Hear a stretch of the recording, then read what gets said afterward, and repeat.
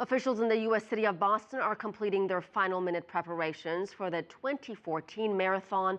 On Monday, you may remember last year, 2 explosions ended the lives of 3 people, 260 people were wounded. Now this year, even more runners are taking part and security has been increased. CCTV's Ryntjes reports. The moment exactly a year since the Boston Marathon tragedy, still raw in the memories of the people who describe themselves as Boston Strong. Many rushed to help the wounded, even as they wondered whether it would stop at 2 explosions. Shane O'Hara, the manager of Marathon Sports Boston, where this video was shot, was among them. The scene outside was the most gruesome thing I've ever seen. Among those standing at the finish line this year will be Heather Abbott, whose amputated left leg was replaced with a lifelike prosthesis. She'll be cheering on Peter Riddle, the man who helped save her life.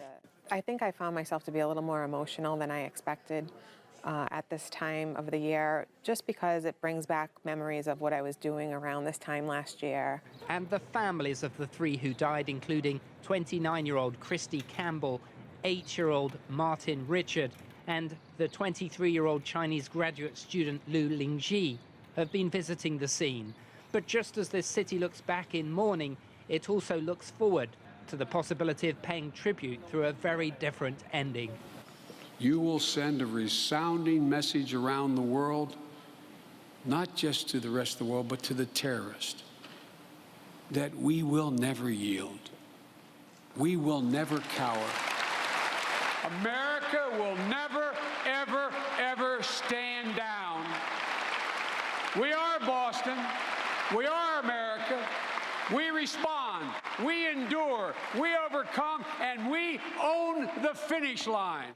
5,000 of the 36,000 running this year were not able to finish last year, and officials have also allowed an additional 9,000 runners to enter. Security concerns were raised last week when a psychologically unstable man told police he was carrying a rice cooker in his backpack. For the race, they've erected 8,000 additional security barriers, 40 checkpoints, and 4 times the number of K9 units, and banned the use of backpacks and bags. Helicopter surveillance teams are also being deployed. This unit was responsible for tracking down suspect Dzhokhar Tsarnaev using infrared cameras. He's expected to face trial in November, and if found guilty, could face a death sentence. His brother Tamerlan was killed during the police manhunt. President Obama marked the exact anniversary of the bombings with a moment of silence at the White House.